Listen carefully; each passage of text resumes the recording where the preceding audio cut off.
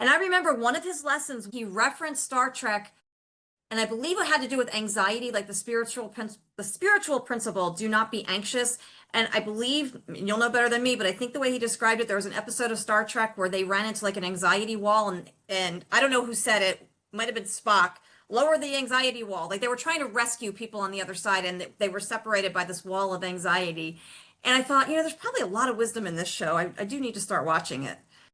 Oh, I think I know which one you're talking about. And that would have been the original Star Trek. And it was a force field almost that was Yeah. surrounding the three of them, that the more extreme the emotions, the stronger the force field was. Right. Yes. And I think that is very true. The more aggressive, intense our emotions are, the lower our overall energy frequency, the more it impacts our immune systems and our bodily functions.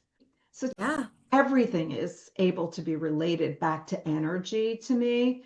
And so being able to recognize that everything is energy and that we have the ability to support ourselves when we take that into consideration is very empowering for sure.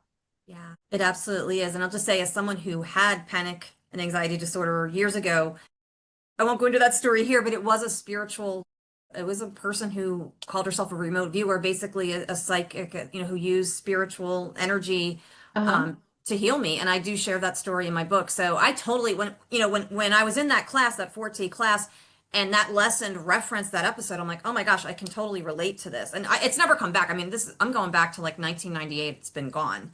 And Wonderful. I, Wonderful. so I'm validating what you're saying because it is so true. I Thank think you. everything does come back to energy, and emotions can really kind of take on a life of their own. So, And Ho'oponopono is also a really simple and powerful tool for anxiety and stress. And we have a number of people in the community that was one of the reasons why they initially joined. They wanted to work on that.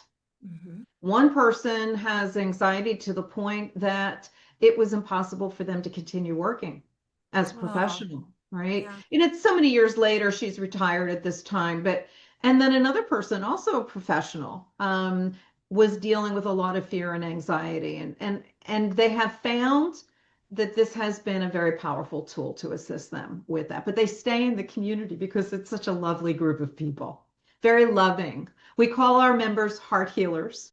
It's called Aw, Heart Healers Ho'oponopono Community, and spirit guided to call everybody a heart healer, and they are.